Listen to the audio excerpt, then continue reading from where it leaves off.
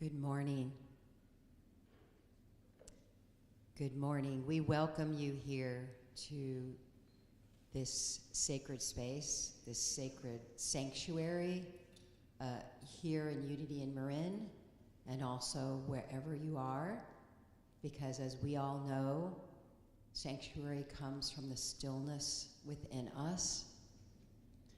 And now everyone give yourself space to simply be here and recognize that gravity of the Mother Earth supports us, that we're surrounded by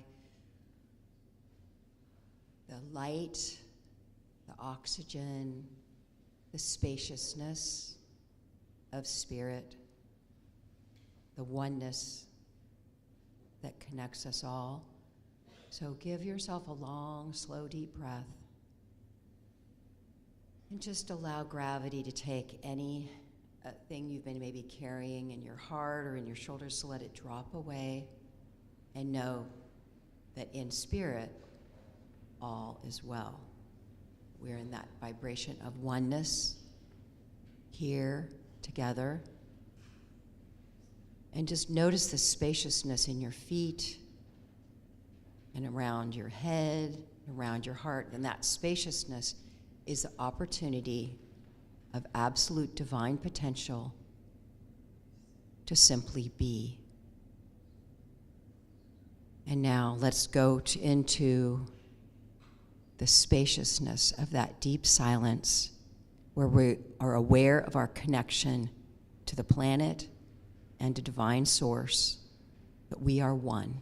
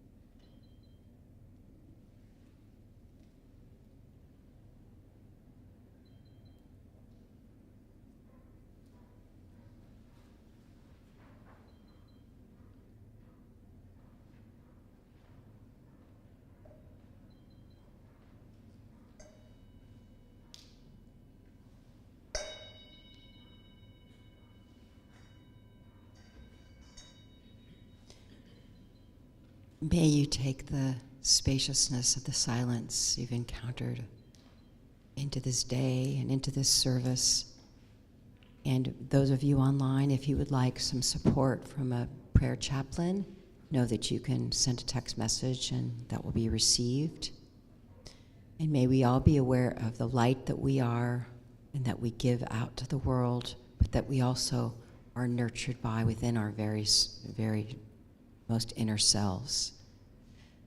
And I hope you have a beautiful Sunday.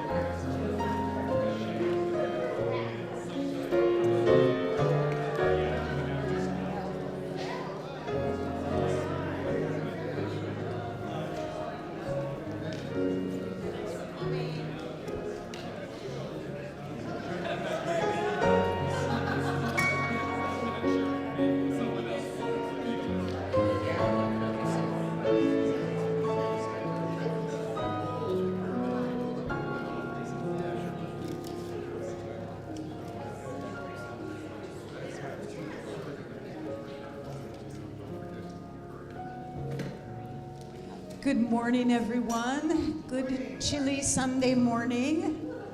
Yes, for those who aren't here, we have frost on the pumpkin or frost on the street. But we're loving this plenty of sunshine. Heading your way, zippity-doo-dah, zippity-yay. I'm Carolyn Gauthier, and I'm the music director here. And on behalf of our senior minister, Reverend Deanne Morency-Weir, we are just happy to have all of you here with us. She's taking a much-needed day off, and fortunately, we have the wonderful guest speaker today, Dr. Cindy Acker. Her credentials are too long to list, but most of you know she is head of school for the Hamilton Montessori School, and it's been a rough week. It's been a rough time for the Montessori School. Two of the teachers had issues with immigration and had to leave. And so she very quickly had to get some new teachers and teachers' assistants to to fill those spots. So it's a lot of work, and we appreciate all that you do there. And in case some of you have noticed, we have privacy signs around the building, and that is so that if ICE were to come here looking for someone, this is a private space. They can't come in. Just so you know. Thank you.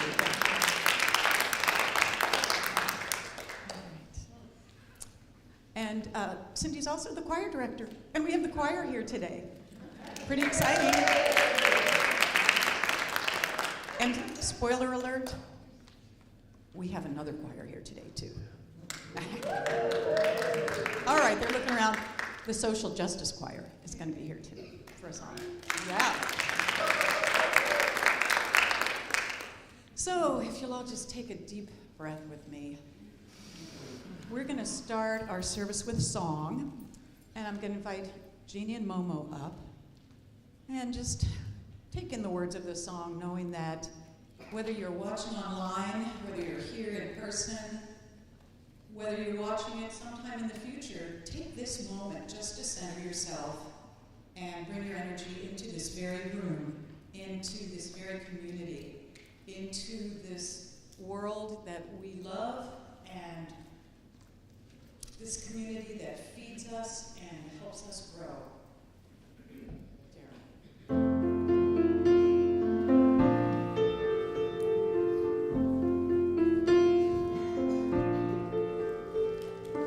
In this very room, there's quite enough love for one like me. And in this very room, there's quite enough joy for one like me. And there's quite enough hope and quite enough power to chase away any gloom. For spirit, sweet spirit, spirit is in this very room.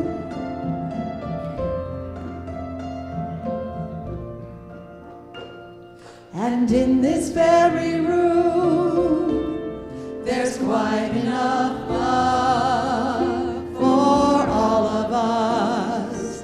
And in this very room, there's quite enough joy for all of us. And there's quite enough hope and quite enough power to chase away any gloom. For spirit, sweet spirit, spirit is in this very room.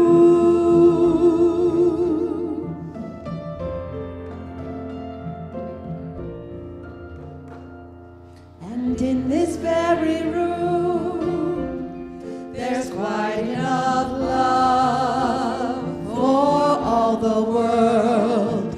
And in this very room, there's quite enough joy for all the world. And there's quite enough hope and quite enough power to chase away any gloom. For spirit, sweet spirit, spirit is in this very room.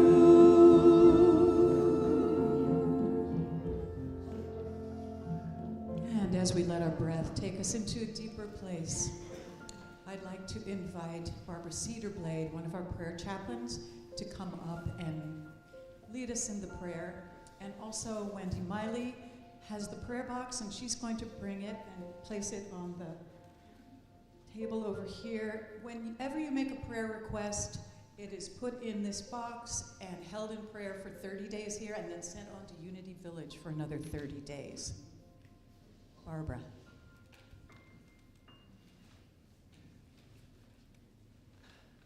So glad to be here, see you all. Welcome to everyone online, everyone here in the room, in this very room. And I'd like to invite you to, if you're comfortable, close your eyes or lower your gaze and sink into your heart as much as possible. And from this place, I invite you to feel deep, deep gratitude for this community, for the support, the learnings, the people that we meet here, and also feel gratitude for, of course, family, friends, chosen family, and for this beautiful green planet, blue planet that we live on. And I also ask you to, I invite you to bring to mind and heart the 24 monks who are walking for peace from Texas to Washington, D.C., and hold them in light and love and strength as they walk barefoot 2,600 miles. They started October 26th and they should arrive in mid-February. We lift them up and see the example that they set for taking action from the heart with kindness and love as they dedicate themselves to, as they said, compassion, mindfulness, unity, and peace. And we dedicate ourselves right here, right now, as much as we can to holding their vibration in our personal lives, in our relationships, in our work, and to, like they did, ask ourselves, what more can I do? What is mine to do? And listen with surrendered ego, listen deeply within for an answer. It'll be different for all of us, but we ask ourselves also, as we send love and strength to the monks, what is ours to do? With gratitude for them, for it all, I release this prayer. And so it is. Amen.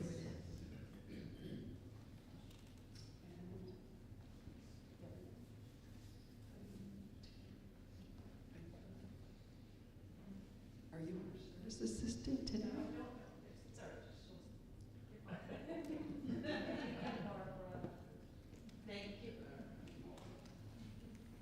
Now it's time for our inspirational reading.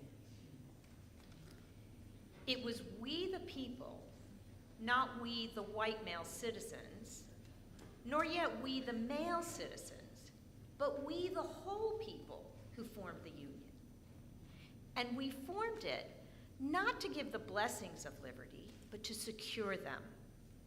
Not to the half of ourselves and the half of our posterity, but to the whole people, women as well as men. The March on Washington teaches us that we are not trapped by the mistakes of history, that we are masters of our fate. But it also teaches us that the promise of this nation will only be kept when we work together. And so today's affirmation is, for the dream of an inclusive world, I stand by you, for you, with you, and beside you, exactly the way you are. 1, 4, 3. Please know this with me. For the dream of an inclusive world, I stand by you, for you, with you, and beside you, exactly the way you are. 1, 4, 3.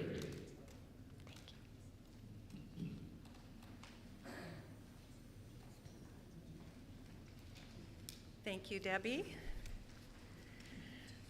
Welcome, everyone. Welcome, everyone. Yay, I got response. Hallelujah. Let's do it again. Welcome, everyone. Yay. And what are we? We are all part of the welcome team, right? Yes.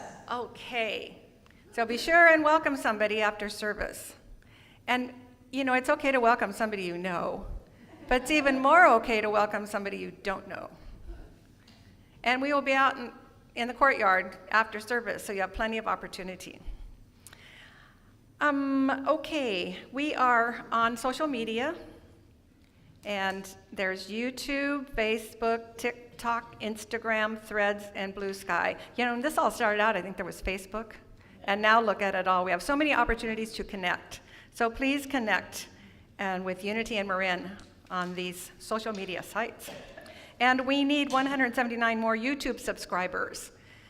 So please, if you haven't subscribed, do so. And contact all of your neighbors and your relatives and ask them to subscribe, because it benefits us to have these 179 more subscribers. Okay, so you can also connect with text. Now, if you haven't done this, I highly recommend you do it. Just text 415-991-7111 with the word welcome, and you will be in the know, because you will get texts from Deanne about what is going on here. There's not a lot of them, but there's enough to keep you informed and in the loop. So if you haven't done that, I highly recommend you do it. And in our bulletin, we have a spiritual connection card. This one here, you can tear it off and fill it out and put it in the basket when it comes around later in the service. And Reverend Deanne sees all these, so you can write anything you want on here. You can write a prayer request. It's a way to connect. So please take advantage of that. We have lots of things going on. As you know, here in Unity, we don't just sit around. So, Social Justice Choir will meet today right after service. We have spiritual movie night, so many things going on, the new member class. So you can take a picture of this, or there's things on the bulletin board out there. You can go online, but just know there's lots going on, and if you want to be involved, there's lots of ways to be involved and to connect with people other than just sitting here at 10 o'clock, or sitting in your jammies in front of your screen. Okay, we have a vision and mission statement. Please know these with me. Vision: a world spiritually awakened and transformed through realizing our divine potential. Mission: Unity and Marin is a loving community dedicated to spiritual growth, inclusivity, and service. We honor and care for ourselves, each other, and the natural world. And we have 3 core values. Connectivity: living in awareness of unity with all. Inclusivity: cultivating a safe space to celebrate diversity and value the uniqueness of every person. Authenticity: being true to ourselves, our values, and spirit. I love that one. I love them all. Today's flower sponsor is Jackie Ajala, somebody I've known for many, many years, in honor and with gratitude to the Walk for Peace monks and the inspiration and blessings they give along the way. So amazing. And the flowers were arranged by Carolyn Gauthier. Thank you.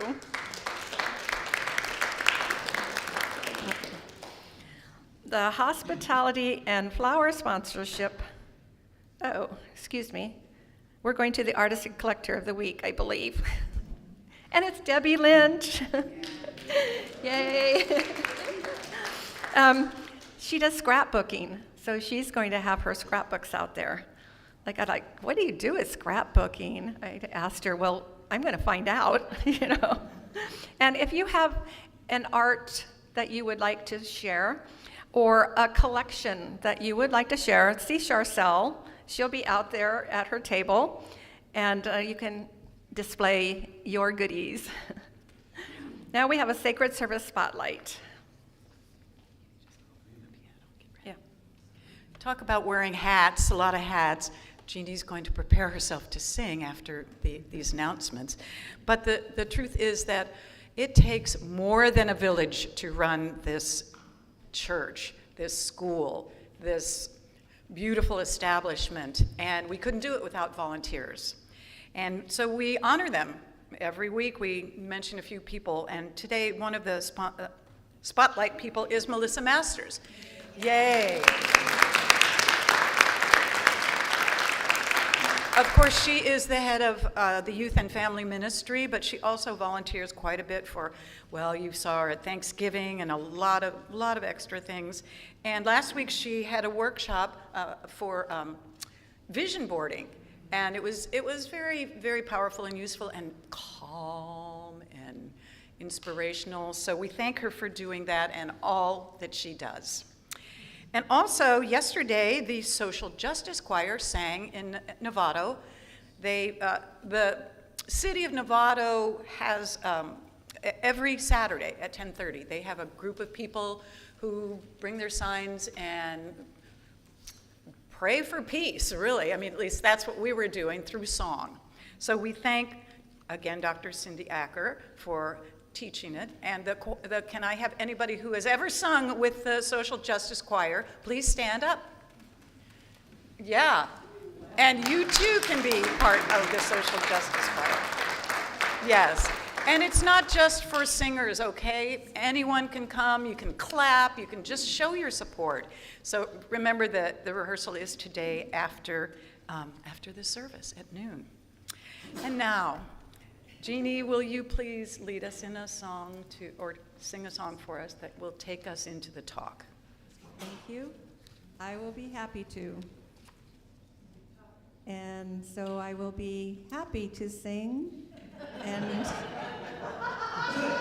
I guess I'm only supposed to sing, not talk with this microphone. I don't know. Anyway, this is a song that I have loved my whole life. I first sang it when I was a teenager. And so I know all the words. It's a sweet, sweet song. Here.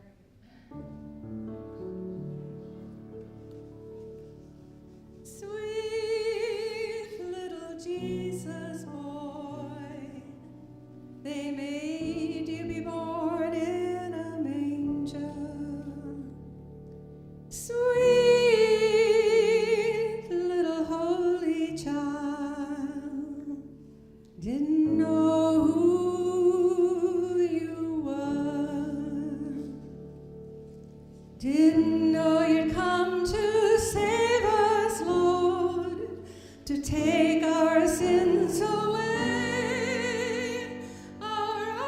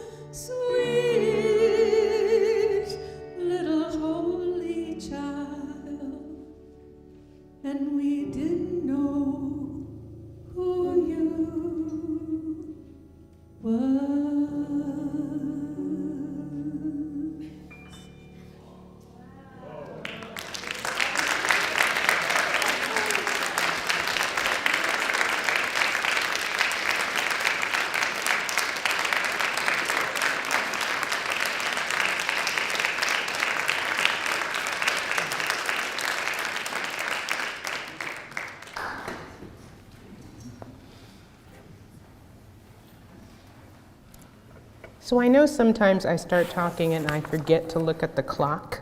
And I just want you to know that I'm the product of 50-minute Catholic Mass, 60-minute Jehovah's Witness service, and Black gospel church when you never knew when you were going to go home. So I'm going to try to talk fast so that I can get through all of this.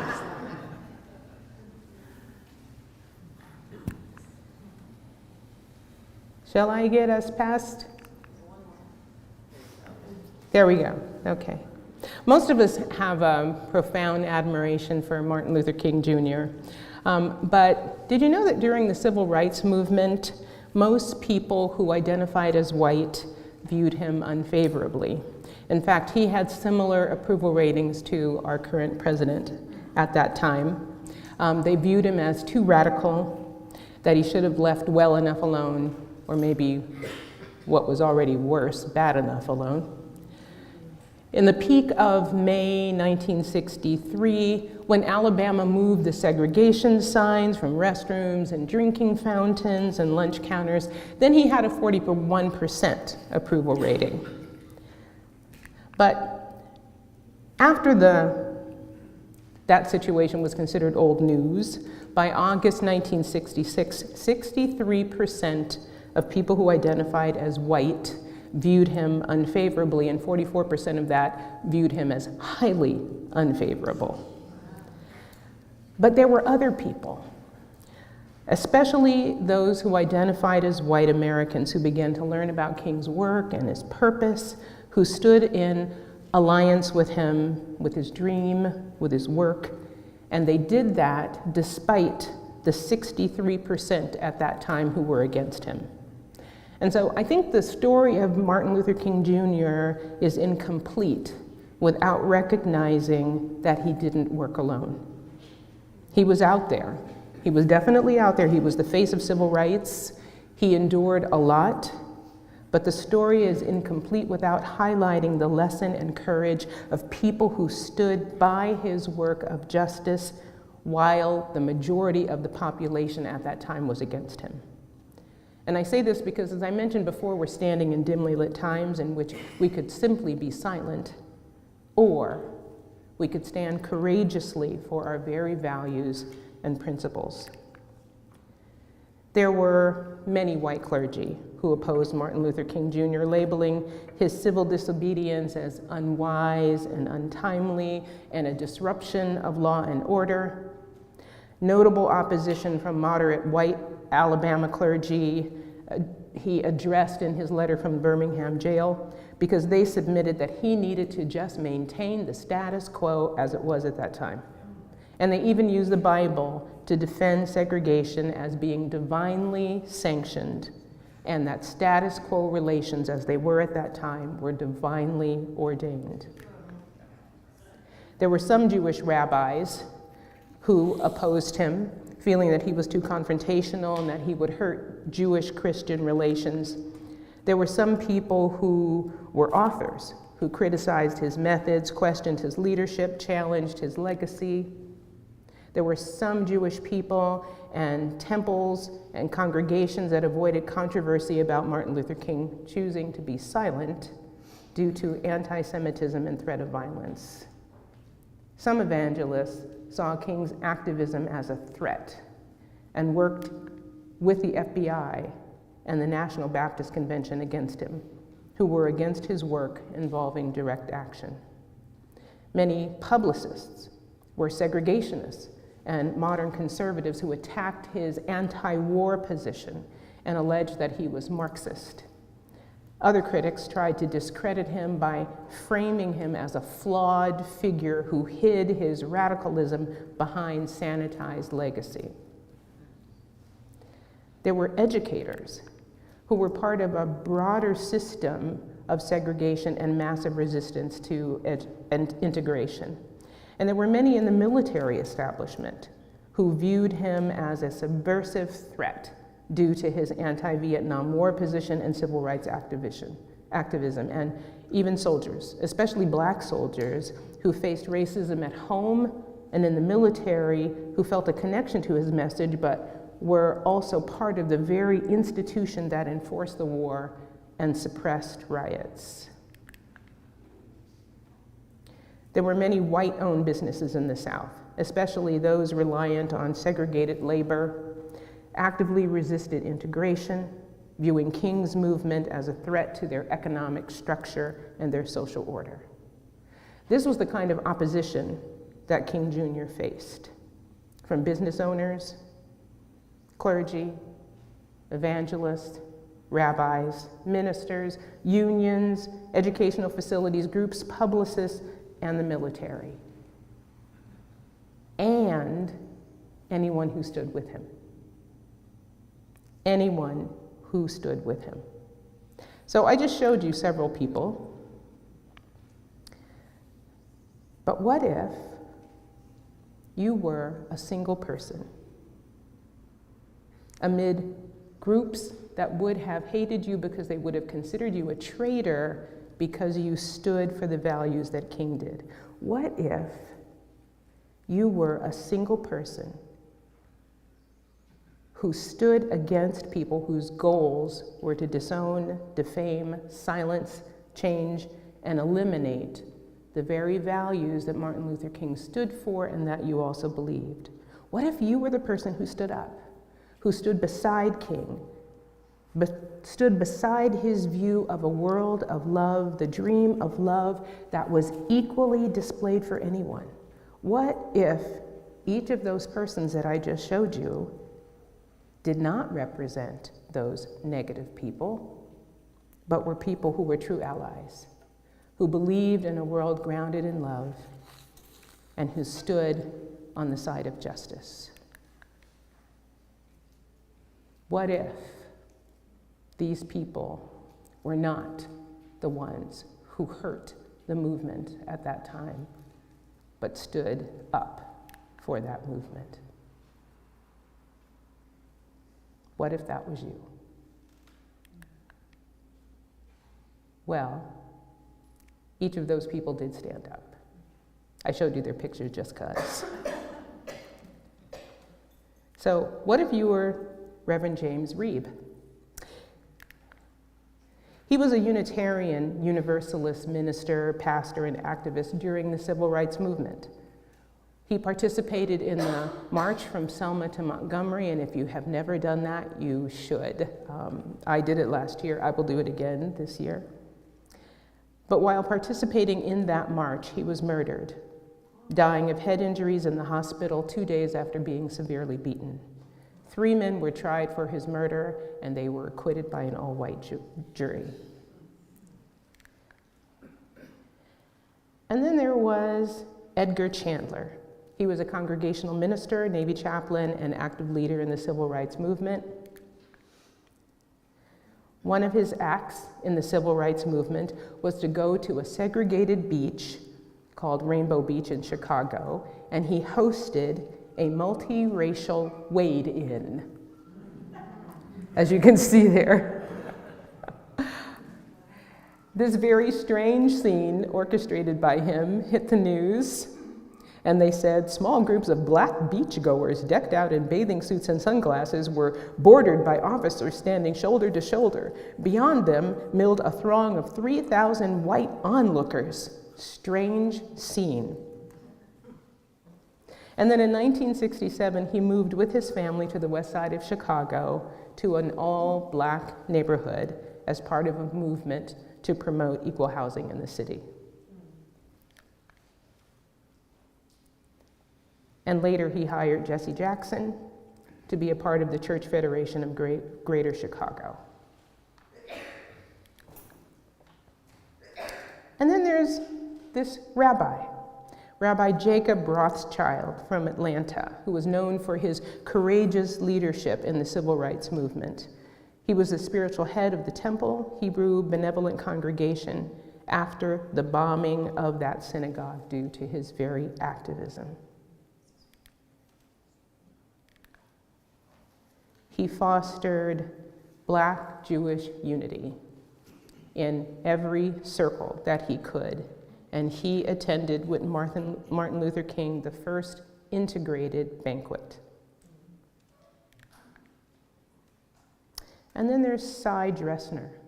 He was a rabbi with he was an American Reform rabbi who served as the president of the Education Fund for Israeli Civil Rights and Peace. He was the foremost rabbinic participant in the civil rights movement, one of 3 rabbis who was closest to Martin Luther King Jr. He was arrested in the Freedom Ride protests in 1961.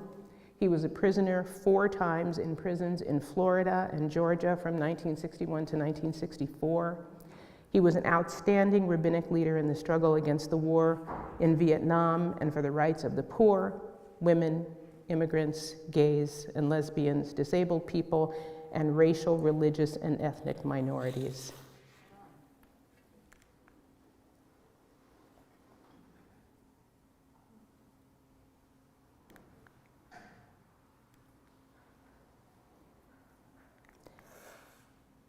And then there's Rabbi Dressner, who was once dubbed the most arrested rabbi in America.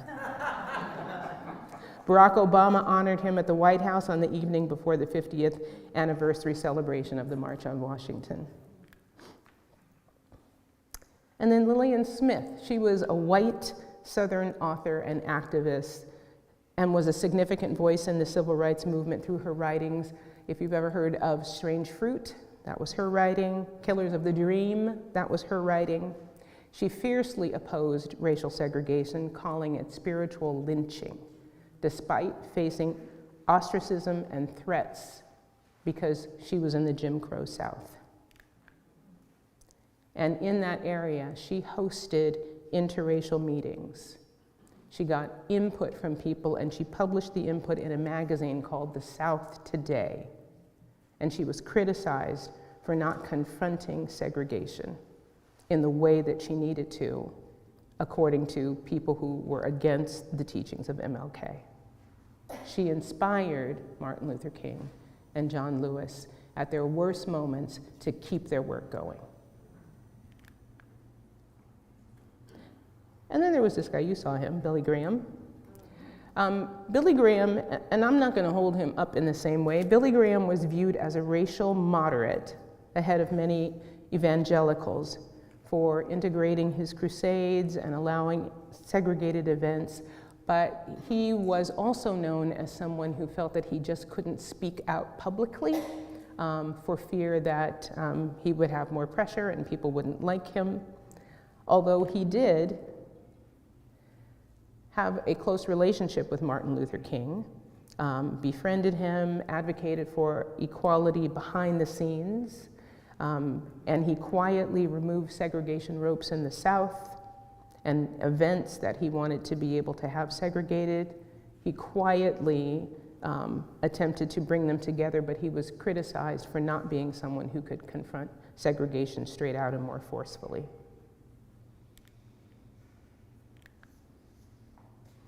And then Ralph McGill. He was the editor of a newspaper. And he used his columns to advocate for racial equality, to condemn segregation, to challenge white Southerners to accept equality as something that was just a given and was inevitable. He earned acclaim and threats for his courageous stance because his name was attached to every single article that he wrote. He evolved from writing about separate, not being equal, to becoming a full Black champion for equality and the rights of African Americans. And this is Anne Braden. She was an American civil rights activist, journalist, and educator dedicated to the cause of racial equality. She and her husband bought a suburban house for an African American couple who couldn't, by law, purchase a home during Jim Crow. White neighbors burned the house and bombed it. She wrote Look at her there. Much older, and she was still going. She wrote and organized for the Southern Christian rights movement. She was one of the nation's most outspoken white anti-racist activists, organizing across racial divides, environmental issues, women's issues, nuclear issues, and other civil rights issues. And this is Jonathan Daniels. He was an Episcopal seminarian and a civil rights activist. In March of 1965, he answered the call of Martin Luther King, who was recruiting students and clergy to join the movement in Selma to march for rights from Selma to Montgomery. In Selma, he stayed with a local African American family, and over a period of months worked to try to integrate the local Episcopal church by taking groups of African Americans to church with him, even though the members of the Episcopal church did not welcome them. And then on August 14th, 1965, he, with a group of 29 protesters, went to Fort Deposit, Alabama, to picket white-only stores. The protesters were arrested, transported in a garbage truck to jail. 5 protesters were released. The rest, including Daniels, were held for 6 days in the summer heat in a facility with no air conditioning. On August 20th, the prisoners were released without transport to Fort Deposit. They waited near the courthouse jail. Daniel and 3 others, a white Catholic priest and 2 black female activists, walked to buy a cold soft drink at a nearby store, the only store that would have accepted people who were black. And when they got there, an unpaid special deputy was standing at the entrance, barring the door, holding a shotgun, and had a pistol in the holster. When he leveled the gun at 17-year-old Ruby Sales, Daniels pushed her back and caught the full blast of the shotgun and was instantly killed. The Episcopal Church named him among their martyrs.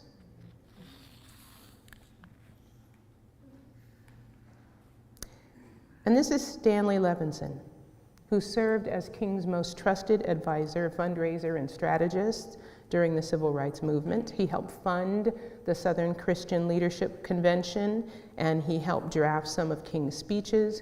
He provided financial, tactical, literary support to King, functioning as his chief of staff and helping to professionalize the movement's operation, even though the FBI started to surveil him. His story highlights the often overlooked financial and strategic backbone of the civil rights movement, as well as the government's efforts to undermine civil rights leaders through allegations of communist infiltration.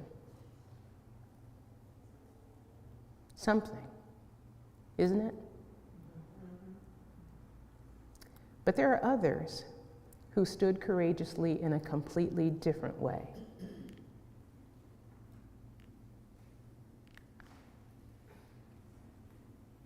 Does anyone know who that is? This is Richard Loving, who stood courageously on behalf of love and rights.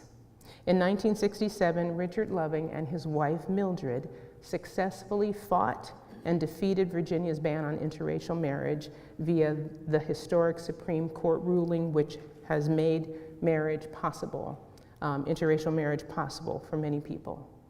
They were criminally charged with interracial marriage. That was the charge. You're charged with marriage. And they were forced to leave the state in order to avoid jail. With the help of the ACLU in '67, the Supreme Court ruled in their favor, striking down all state anti-miscegenation laws as unconstitutional. 8 years later, a drunk driver struck the Loving car and Richard was killed. There have been 3 movies made about their story. One of them is entitled Loving. which if you haven't seen it, you might. On the 40th anniversary of the ruling, Mildred Loving said, I quote, "I am still not a political person, but I am proud that Richards and my name is on a court case that can help reinforce the love, the commitment, the fairness, and the family that so many people, black or white, young or old, gay or straight, seek in life. I support the freedom to marry for all. That's what loving and loving is all about."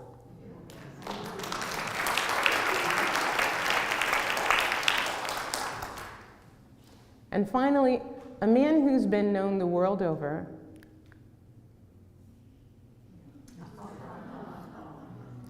found a way to push back and to stand beside others in his desire for everyone to be known as a neighbor, no matter who they are, because of who they are.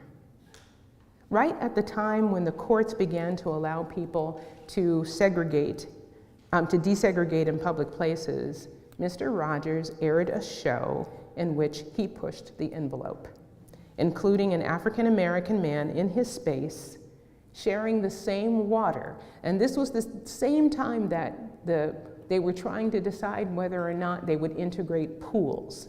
He created a mini pool there by inviting this man of color to share his water and to share his towel.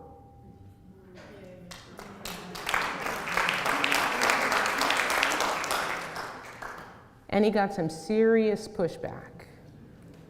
And when he did, in very Mr. Rogers style, he decided he'd just invite another friend. And they'd do it again. And he'd move on the other side. But he would give the same information. He taught, and now you know what it meant, 1, 4, 3. 1, the letter I. 4, L-O-V-E. U. 1, 2, 3. And so he presented during this time 1, 4, 3, that it means I love you. And the I love you was unconditional. The I love you was for everyone. And when he first introduced that, many people came to his neighborhood and all of them exchanged 1, 4, 3. I want you to do that right this second. Just turn around to somebody and say 1, 4, 3.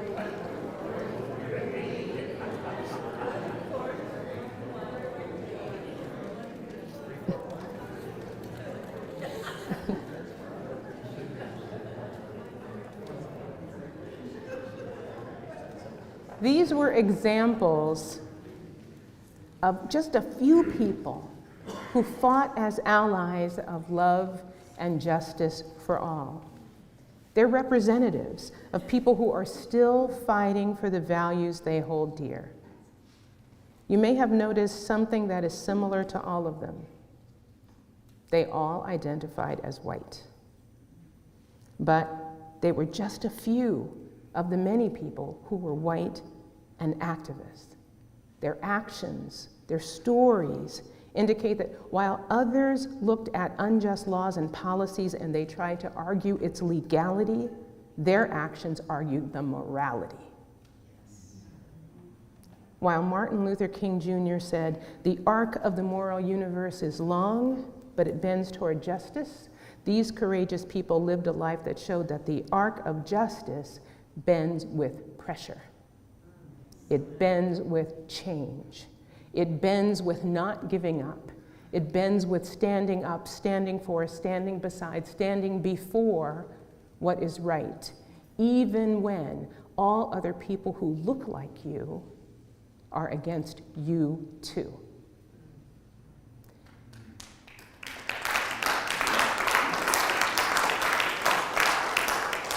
They were against oppression, and anti-oppression is a process of recognizing the impact of race, gender, age, disability, and other things as a system of oppression and then engaging in practices and behaviors and ways of being that disrupt that disrupt the discrimination. Anti-oppression activists who identify as white recognize that these areas often advantage white people and disadvantage people of color.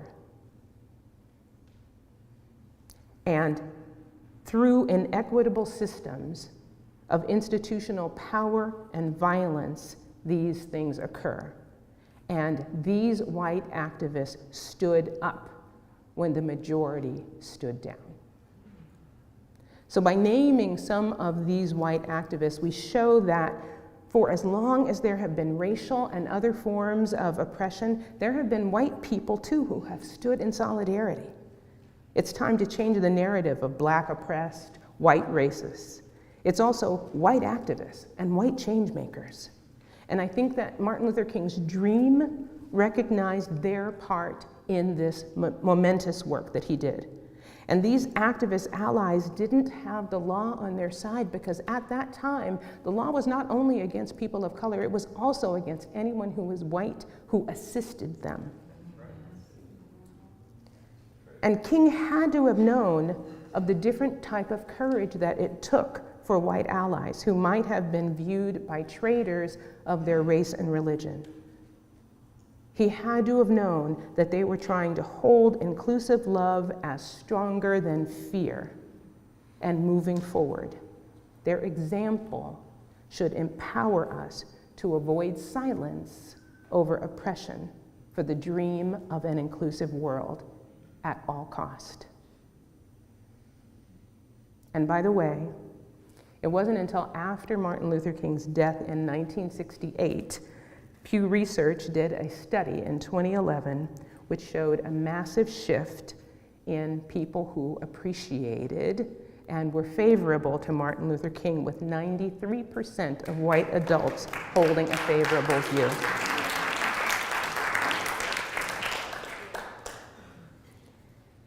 And so, I encourage you to look at those examples as models for us when it feels like we're in a dimly lit world and we don't know where to go.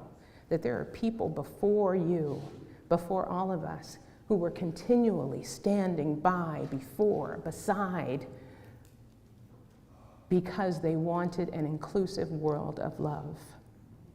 So I'm going to say the affirmation, then I want you to say it to me, and when you get to the last part, turn to somebody and say it again. For the dream of an inclusive world, I stand by you, for you, with you, and beside you, exactly the way you are. Actually, turn around it to everybody and say that together. 1, 4, 3. Ready? So we're going to say the whole thing. We're going to say the whole thing. For the dream of an inclusive world, I stand by you, for you, with you, and beside you, exactly the way you are. 1, 4, 3. And so it is.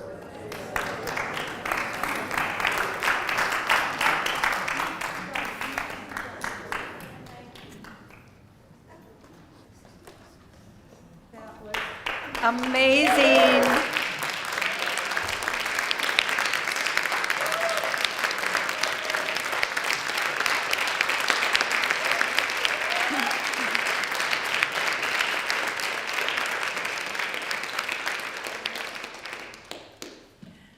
Cindy, I love it when you speak. We learn so much, don't we? Yes. And that percentage of approval that was in the basement, I was shocked, and I want to ask my dad about that time. But, you know, my dad is gone. I can't ask him. But that was great. And in that light, we are so fortunate to have the Social Justice Choir with us today. And we will talk more about them later, but please welcome the Social Justice Choir, which you can also be a part of.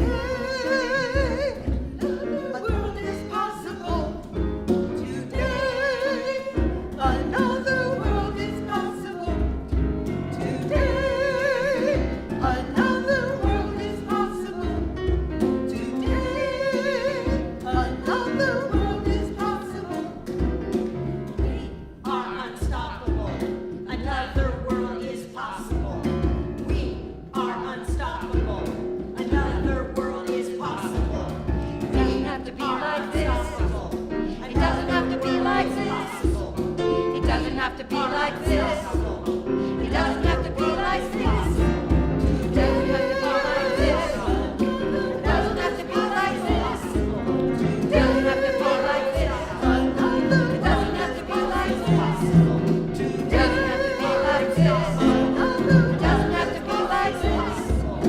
Doesn't have to be like this. Doesn't have to be like this. We are unshakable. This world is changeable. We are unshakable. This world is changeable. Together we can bring more joy. Together we can bring more joy. Together we can bring more joy. Together we can bring more joy. And now we stand in solidarity. And now we stand in solidarity. And now we stand in solidarity.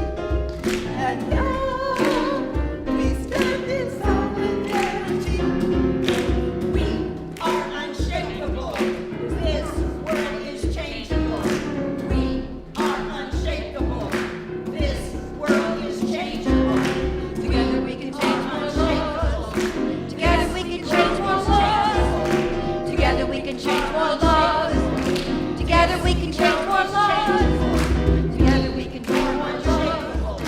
Together we can bring more joy. Together we can bring more joy. Together we can bring more joy. Together we can bring more joy. Together we can bring more joy. Together we can bring more joy. Together we can bring more joy. Together we can bring more joy. Together we can bring more joy. Together we can bring more joy.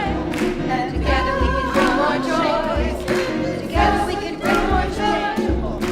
We are more than capable. Our future is remarkable.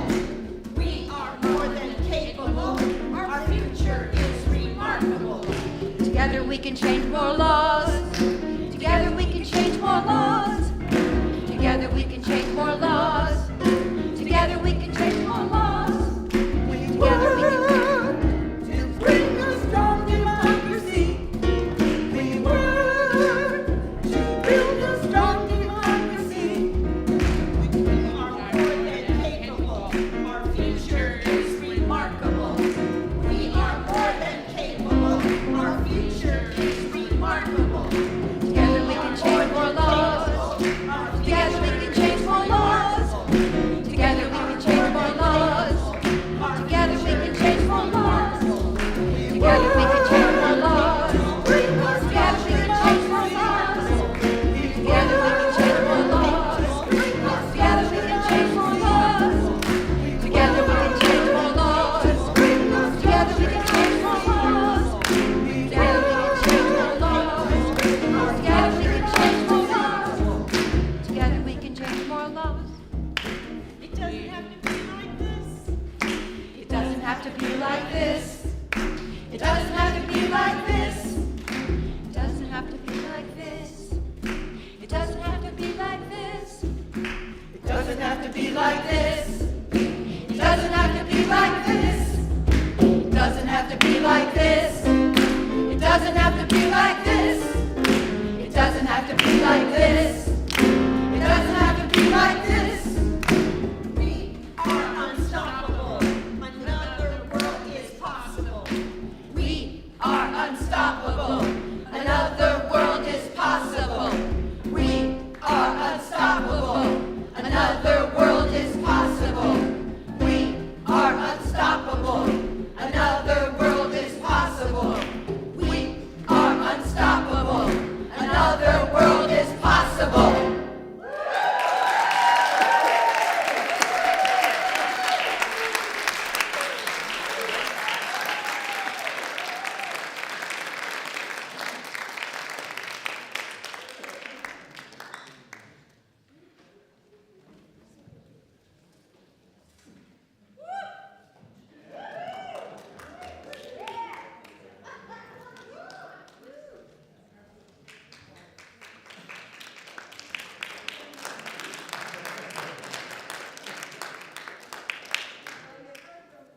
You've heard from one choir, so now let's hear from another.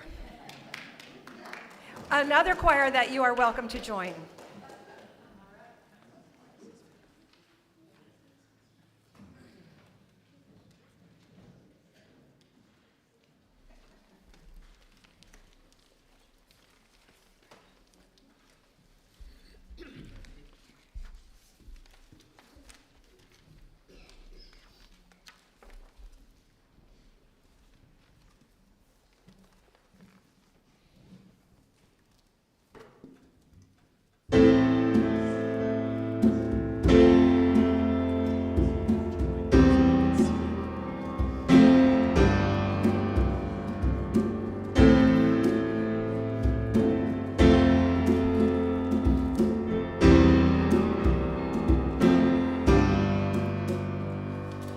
One day, when the glory comes, it'll be ours.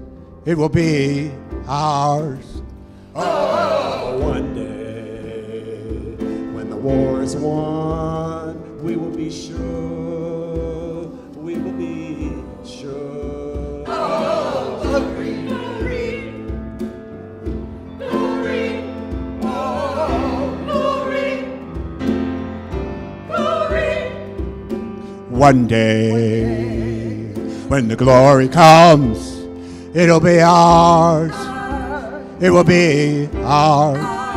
Oh, one day, when the war is won, we will be sure. We will be sure.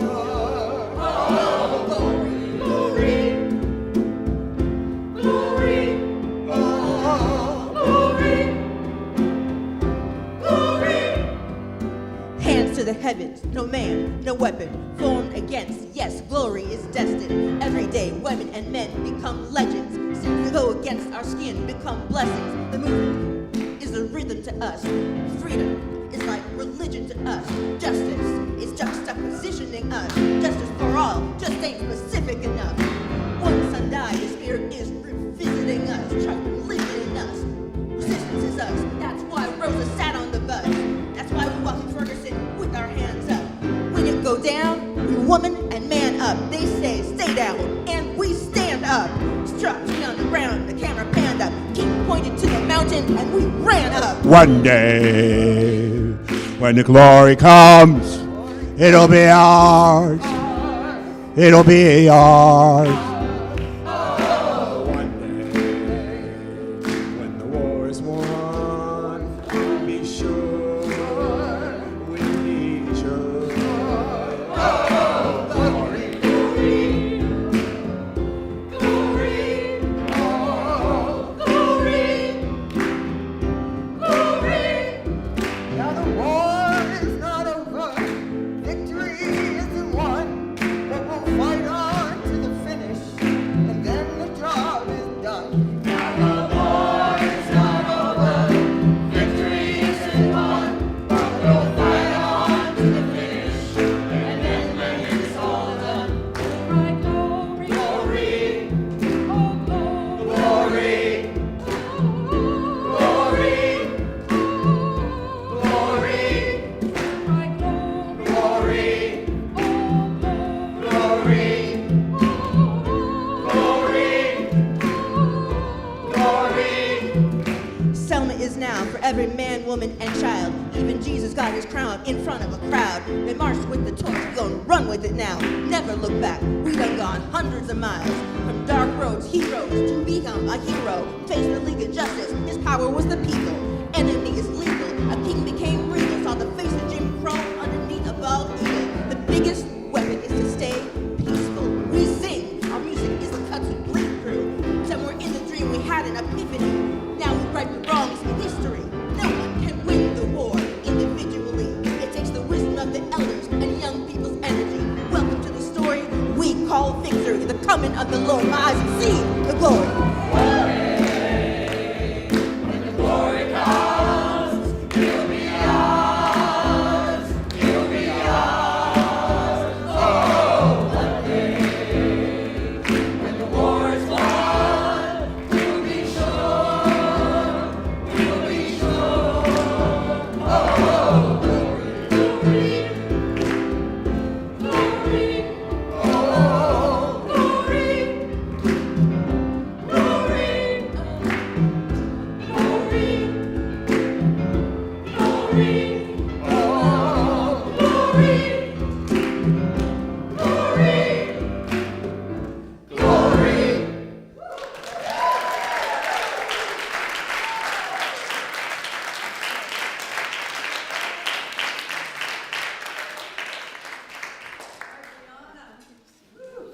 New choir and our new rap star.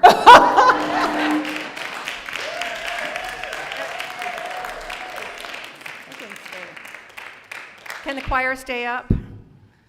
I think the choir can stay up. Because you just like to look at them anyway, right? Aren't they beautiful?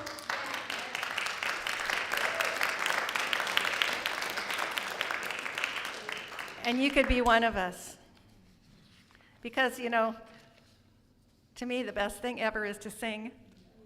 I mean, you breathe more, which fills your body. It's a healthy thing to do, and it fills your soul.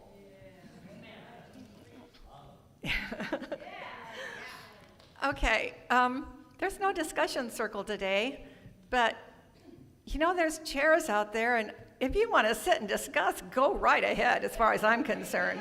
You know? After all, we have freedom, right? Yeah. Now, here's a slide about the Social Justice Choir. You haven't heard about them enough, have you? No. So they're meeting today at noon. You know, whenever the choir sings, the Social Justice Choir gets to come together. And so, honestly, people, you don't have to be a great singer. You just have a desire, to have a desire, and just to be with others, and to be in the feeling, and to feel like you're adding something to the goodness of our community. It's, yeah. Okay. Whew. So we're having a book study. We love book studies, don't we?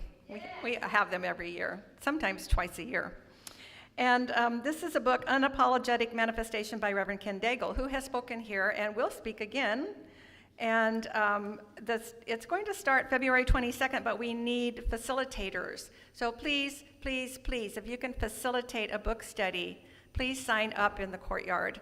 And for the rest of us, we need to order our books. So go to the bookstore and sign up for a book so that there's enough books for us all when the time comes, okay? Okay. And Faith in Action is happening, and we are glad to have Nancy Foster, a member of the board, to come and talk to us about Faith in Action. Good morning, all. I want to start with gratitude. I mean, I am here to talk about Faith in Action, but I want to thank you all for being on this sacred journey together, this journey of transforming our consciousness, and for all of you who have given your time, talent, and treasure to this community. So thank you. The most important goal for this year is full participation. That means we want everyone to pledge, and that includes all members, non-members, all people who attend in person, and all people who are online. So remember, you do not have to be a member to pledge, although if you're a member, we really are looking for you to pledge. But the numbers are of secondary importance, and I'll talk about them in a minute. But I just want to say that Unity in Marin has been a rock for me for the last 25 years.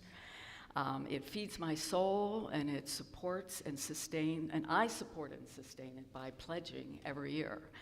And I like to put it on automatic payment to make sure that if I miss a Sunday, that Unity in Marin doesn't miss my contribution that Sunday. So, when I first came to Unity in Marin 25 years ago, I did not have a consciousness of giving financially. I had no idea what it cost to sustain Unity in Marin. Therefore, I was jolted when somebody stood up here, like I am now, and said that it then cost $35 per person per Sunday for 52 weeks of the year. That was the equivalent of $1,820 a year. And when I heard that, I thought, oh my God, I better give more. Can I give that much? I mean, I started really asking myself that question. Now, 25 years later, you can imagine it's probably higher than that. And so at this point, it's actually $60 per person per Sunday. That's equivalent to $3,120 a year. So for many of us, that seems like a lot and maybe much more than we can do. And for some of us, we can do more. So it's really up to you, of course, to decide what you can and what you want to give. You choose what priority you give Unity and Marin in your life. Is it like buying your spiritual groceries for the week? Or putting spiritual gas in your car? Or treating yourself to a spiritual meal out? Or like going to an uplifting spiritual movie? So just think about that. Over and over, Unity reminds us, and because we forget over and over, that we live in a universe overflowing with infinite potential and divine abundance, and that we are divine beings and have the power to shape and experience our reality. Now, if you pledged last year by automatic payment, you probably have been notified that your pledge was rolled over to this year. And however, if you want to change your pledge, simply use one of the forms in the bulletin or go online and just, to Faith in Action and submit a new pledge. And you won't be double pledging, they'll be looking at the dates. So if you have any questions, I'll be out at the board table for about 20 minutes after service, and I'd be happy to talk with you about it. Thank you so much.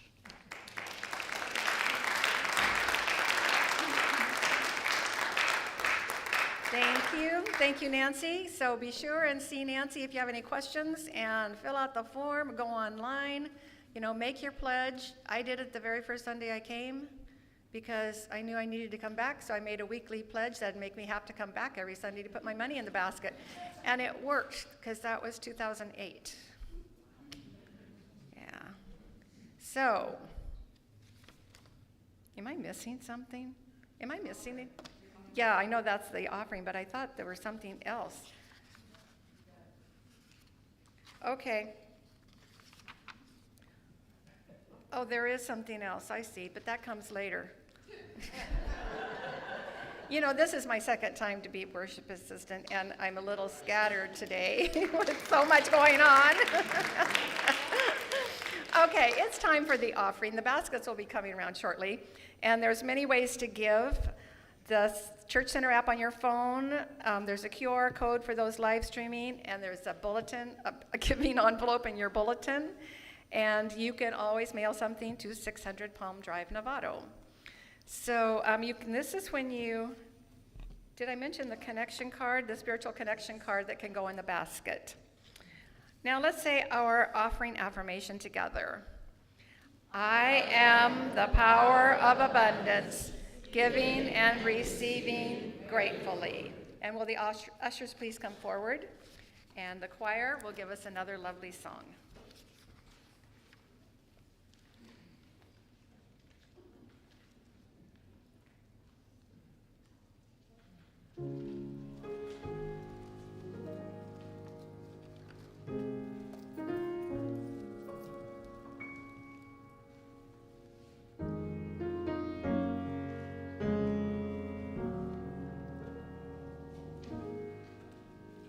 My hands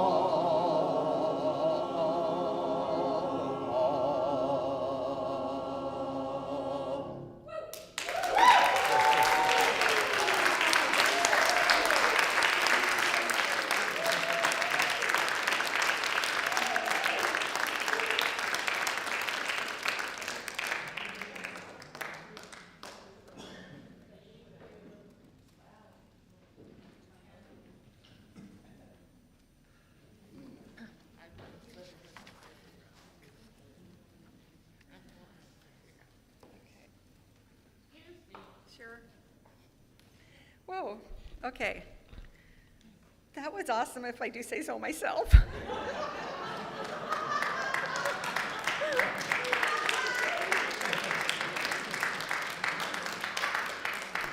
You know, you think you love it, you know, down there, but you can't imagine how much we love it up here. Yeah, it's awesome. Yeah.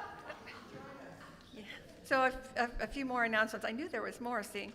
We have Spiritual Movie Night coming up this Friday, January 23rd. It's off campus at the dojo, at James's Dojo in Mill Valley. And that started as a small group that one 2 summers ago. And it has carried on, which is delightful. There's a prayer chaplain orientation on January 25th. Is that next Sunday? Okay. It's at noon, you know, after service, after we have our, you know, yummies and everything out in the courtyard. It's free, of course. And so if you've ever thought of becoming a prayer chaplain or just want to know more about it, please do come. It's good to understand more about that, and you might just find that you are going to be the perfect prayer chaplain. And what I've discovered is that it feeds, the prayer chaplain gets so fed by what they do. So, and I'm so grateful for my prayer chaplains. We have a new membership class coming up on February 1st from 12 to 2. So, you know, I told you that I pledged the very first Sunday I came, and then it was months later, there was Unity Way of Life class. It was 6 weeks. And I took that to find out more about Unity, and at the end, it actually was the membership class. And it's like, oh, I can become a member? Oh, well, I guess if I'm already giving money every Sunday, I probably should become a member. So I did. Okay. And we have prayer chaplains. Yay, prayer chaplains. Would you please rise?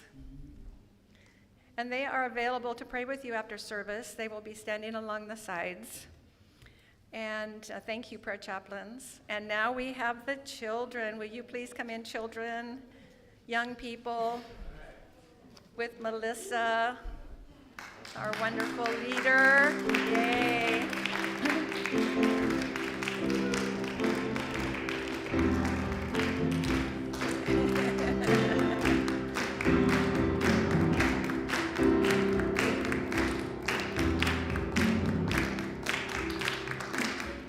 Okay, and now let's give our prayer for the children together. You are the perfect expression of divine light. We love you exactly the way you are. And now the prayer for protection. The light of God surrounds you. I am the light of God. The love of God enfolds us. I am the love of God. The power of God protects us. I am the power of God. The presence of God watches over us. I am the presence of God. Wherever we are, God is, and so it is. And now let's sing our closing song. So in the spirit of celebrating MLK, we'll add some new words at the end. But for now, let's sing together. Okay, ready? We need the lyrics. Here we go. I feel a new day. I feel a new day. Down in my soul. Down in my soul. I feel a new day. I feel a new day. Down in my soul. Down in my soul. I feel a new day. I feel a new day. Down in my soul. Down in my soul. And the whole wide world is our home. I hear the music. I hear the music. Down in my soul. Down in my soul. I hear the music. I hear the music. Down in my soul. Music. I hear the music. Down in my soul. Down in my soul. And the whole wide world is my home. I feel the power. I feel the power. Down in my soul. Down in my soul. I feel the power. I feel the power. Down